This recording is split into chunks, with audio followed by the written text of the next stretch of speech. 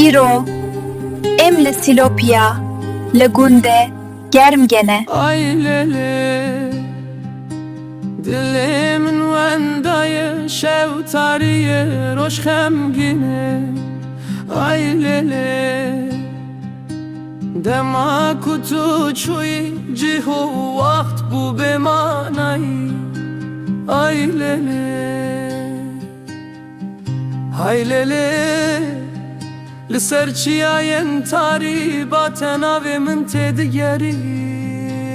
Ez dibêjim, lê dengê min veger nake li te. Ay lele, min bi çavên tarî şevan çûm serê. Rox derbas bû, roj derbas bû, lê ber min tenê bû xemê. Her gav ku çavên xwe digirem keta û çû.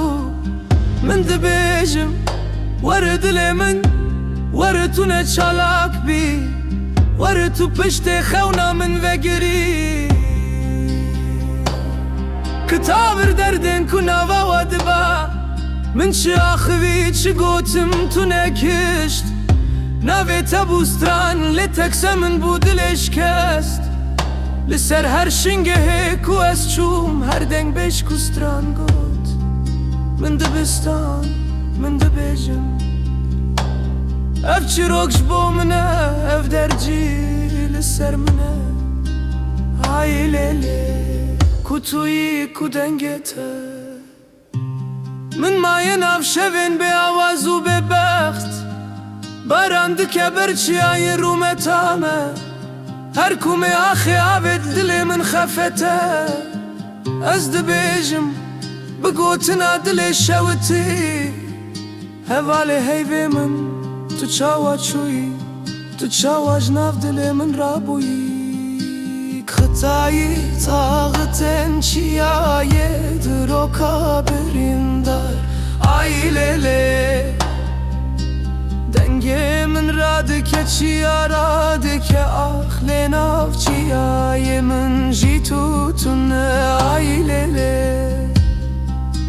çiyayên me xemgîn bûn, her dar li ser bate digot, tunayî gerî.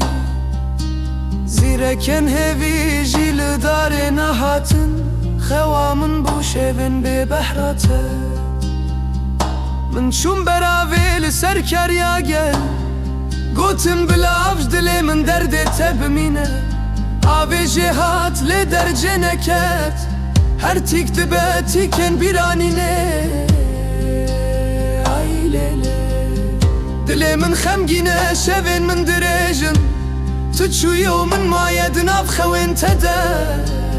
Ay lêlê, ay law law law, ez digerim nav rêya biharê. Lê te tune, lê te tune, law law.